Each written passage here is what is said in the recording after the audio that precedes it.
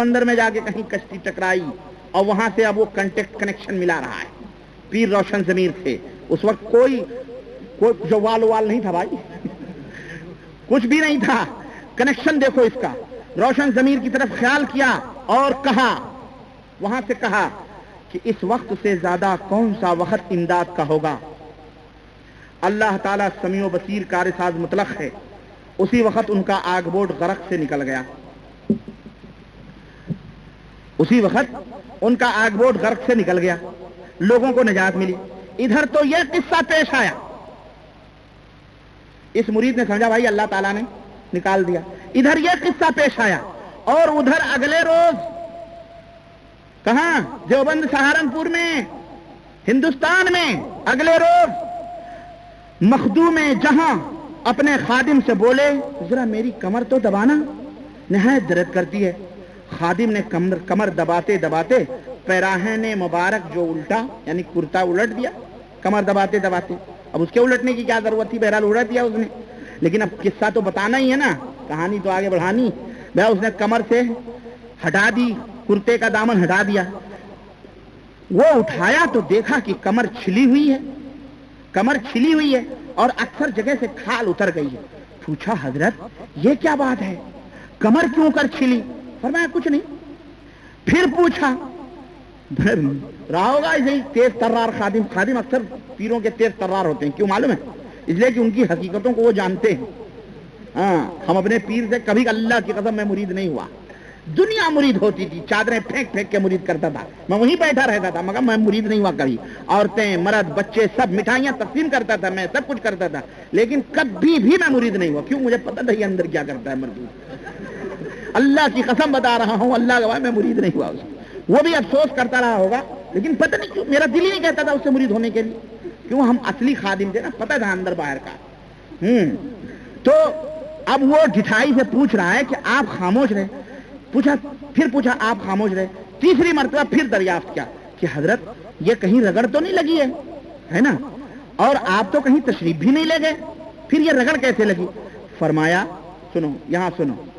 ایک آگ بوٹ ڈوبا جاتا تھا, اس میں تمہارا دینی اور سلسلے کا بھائی, سلسلہ جانتے ہیں, سلسلہ صابری, کلیری, نقشبندی, چشتی, یہ سلسلہ صوفیوں کا. دینی بھائی ہی کافی تھا, لیکن نہیں, سلسلے کا بھی تھا بھائی, سلسلے کا بھائی اسی آگ بوٹ میں بیٹھا ہوا تھا. اس کی گریہ و زاری نے یعنی اس کے رونے دھونے نے مجھے بے چین کر دیا. آگ بوٹ کو کمر کا سہارا دے کر اوپر کو اٹھایا, جب آگے چلا اور بندگان خدا کو نجات ملی, اسی سے یہ کمر چھل گئی ہوگی اور اسی وجہ سے درد بھی ہے, مگر اس کا ذکر کہیں کرنا نہیں. کرامات امدادیہ صفحہ نمبر 36. استغفر اللہ. حضرت دیوبند میں آرام فرما رہے ہیں, کشتی بحر عرب میں چل رہی ہے, بھنور میں وہاں پھنسی ہے, وہاں دل کے اندر وہ اپنے پیر کو خیال کرتا ہے, اور یہاں حضرت کیا کر رہے ہیں, اور یہاں حضرت کو سب کچھ پتا ہو رہا ہے. کمر تو بعد میں دبوا رہے ہیں بھائی, آپ پہلے کہاں سے, کمر بعد میں دب رہی ہے. حضرت کو سب خبر ہو رہی ہے باتیں, اور وہاں پہنچ کر کے سمندر میں, اعوذ باللہ, سمندر میں, یہ تو خود ہی پانی کا جہاز ہو گئی, یہ تو کمر نہ ہوئی تو کوئی کرین ہو گئی ہے. کتنی مضبوط حضرت کی کمر تھی. اگر اتنی مضبوط تھی اور اتنی تیز رفتار تھے حضرت کی, دیوبند سے پہنچ گئے وہاں, اتنا شارٹ کٹ مار دیا, تو کمر چھلنے کی کیا ضرورت تھی؟ اللہ ہی بہتر جانے. آپ دیوبند والوں سے پوچھ لیں, حضرت کی قبر جا کے ناپ لیں, ہے نا, سوچیں آپ. اور کمر کیسے چھل, لیکن کہتے نا گپ, جھوٹ بولنے والا, کمر چھلا کر کے یہ بتانا مقصود ہے کہ ہمارے بزرگ یہ کرتے ہیں.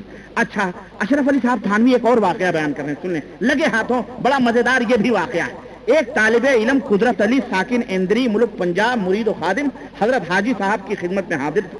اس نے بیان کیا کہ بے شک, اب دیکھو اس کی شہادت بھی دی جا رہی ہے, بے شک فلاں وقت میں حاضر تھا, حاجی صاحب حجرے سے باہر تشریف لائے اور اپنی لنگی بھیگی ہوئی مجھ کو دی اور فرمایا اس کو کنویں کے پانی سے دھو کر صاف کر لو, کنویں کے پانی سے دھو کر صاف کر لو. اس لنگی کو جب سونگھا, اب یہ بھی من چلا رہا ہوگا, لنگی سونگھنے کی کیا ضرورت ہے, اب بھیگا تھا تو بھیگا تھا, لیکن دیکھیں گرو ہیں, چیلے بھی ہوشیار ہیں. لنگی سونگھا, کہہ رہا جب سونگھا تو اس میں دریائے شور کی بو اور چکنا پن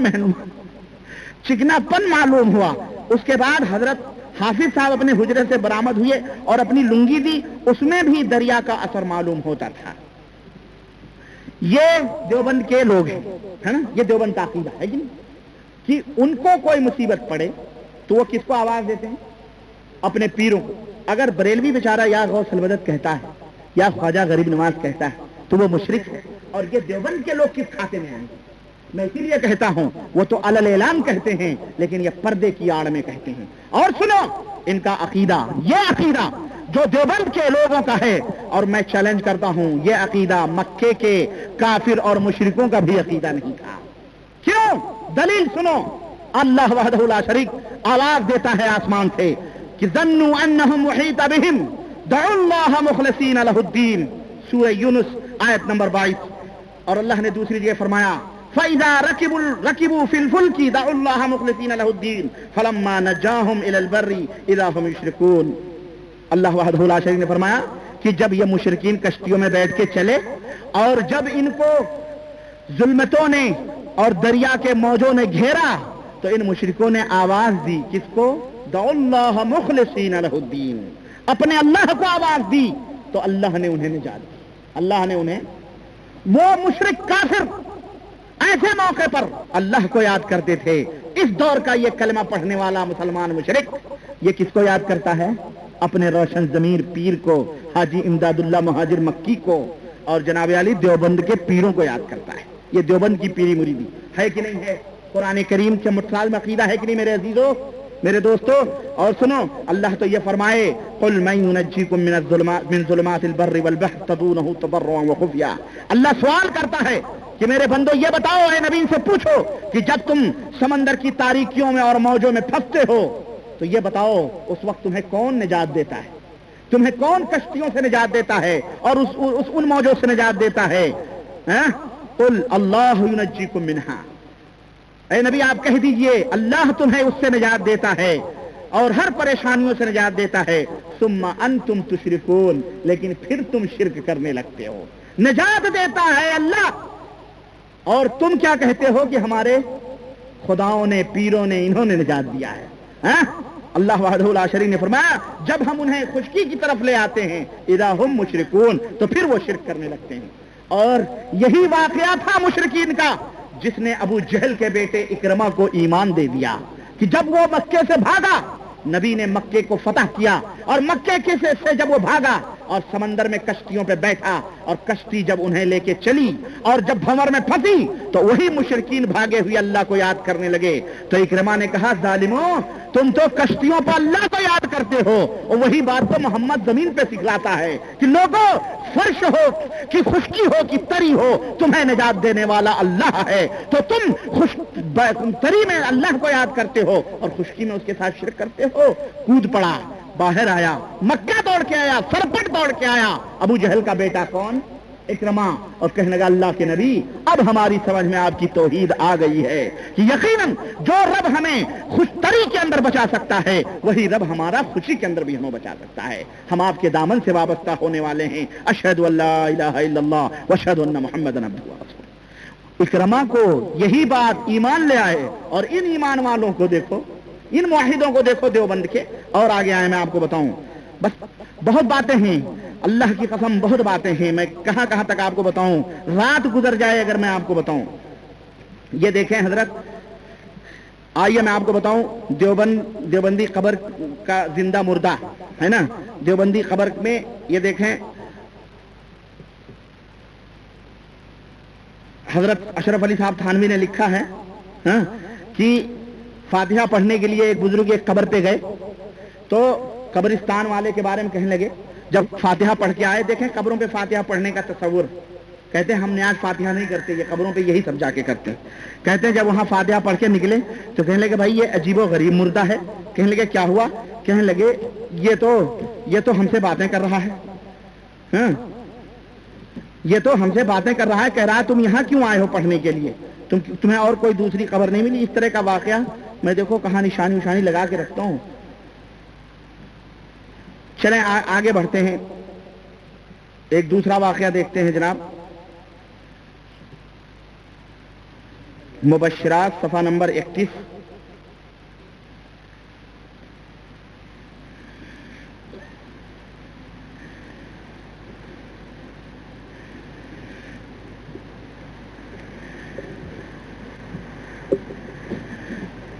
کہتے ہیں قبروں سے استفادہ کرنے کی شکل و صورت بیان کرتے ہیں مولانا خلیل احمد صاحب سہارنپوری.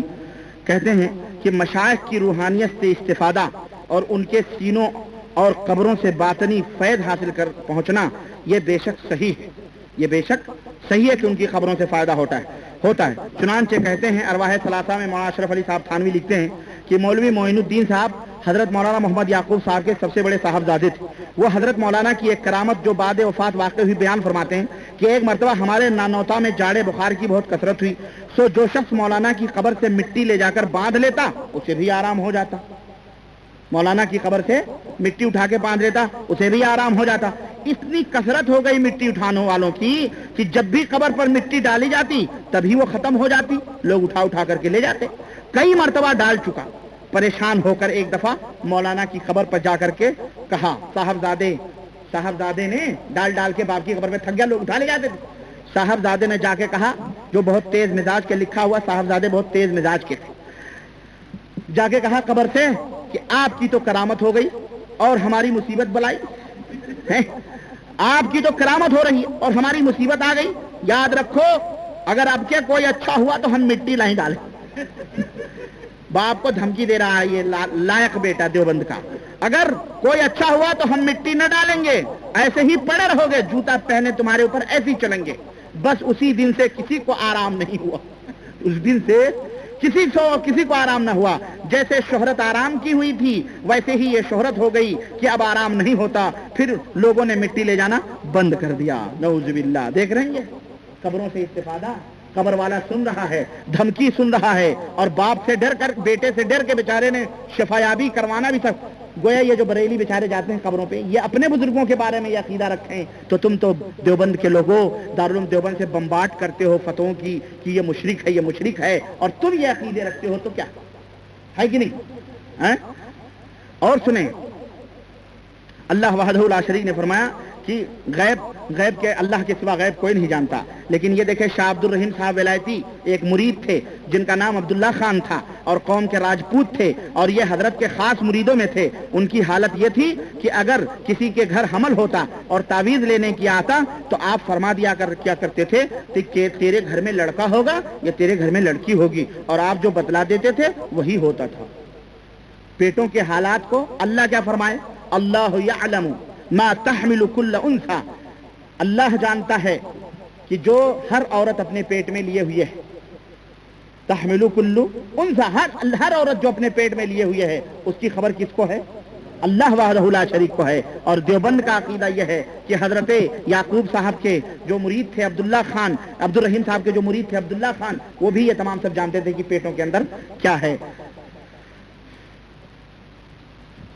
چنانچہ میں کیا بتاؤں، سنیں، مرنے کا علم بھی ہو رہا ہے، سب کچھ ہو رہا ہے. آئیے میں ایک اور واقعہ آپ کو آگے لے کے چلتا ہوں. یہ عقائد علماء اہل سنت ہے اور مولانا خلیل سہارنپوری کا.